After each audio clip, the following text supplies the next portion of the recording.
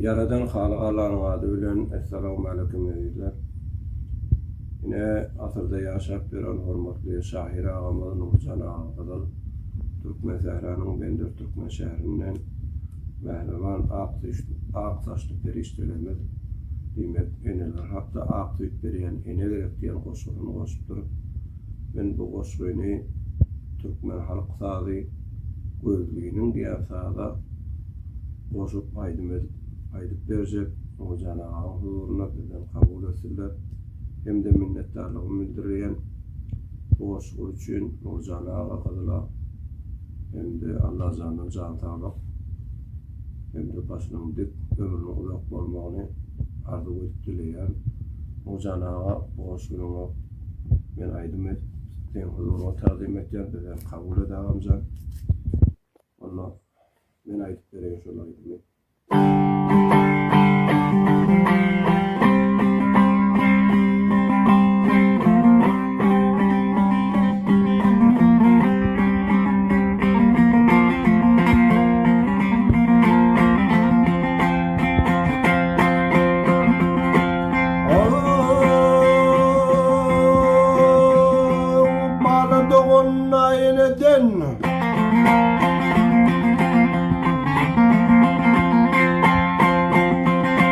Bağlı doğunla yine dene bağlam diyen yine gerek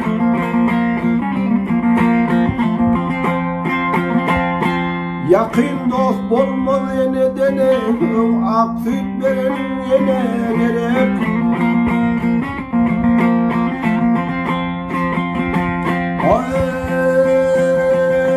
bağlam diye adım tutyan bağlaya tanlan son yatyan ay canımdan canım katyan hu dileyen yine gerek ay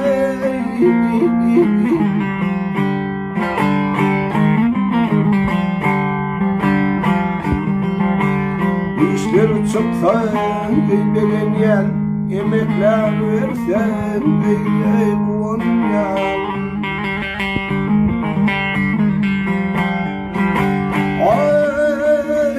o yere versen gel dayan yani kanıp giryen yine gerek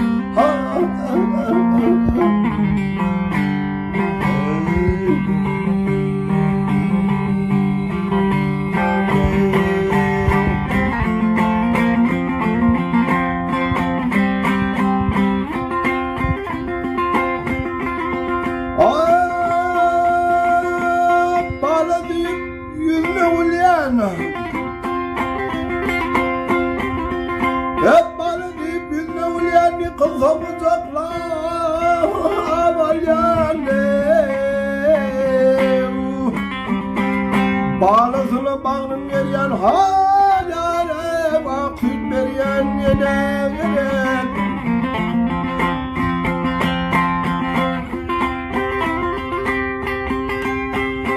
yemekle bağlan Yemeklese bağlan eli, geplese şirin bitli vah evey bolmasın bolmaz ene yale ev akıp beriyen yine gerek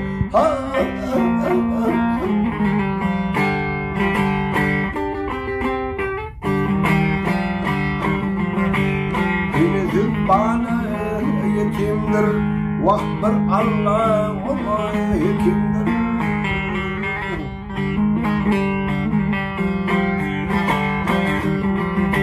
ay ne olmasa ay mukimdir ey akıp beriyen yine gerek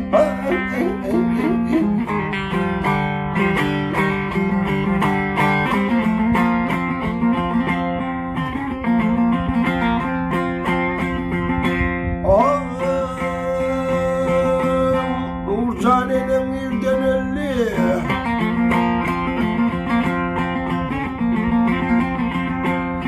vah Nurcan'ın irden elli basım sonra adiyetli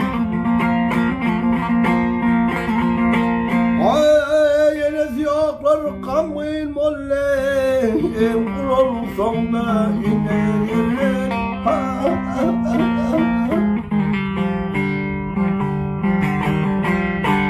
Bak yine gelir, yine gelir. Ak saçlılar yine gelir. Ay kızım vallama yine gelir, yine gelir. Bu dileyen yine gelir.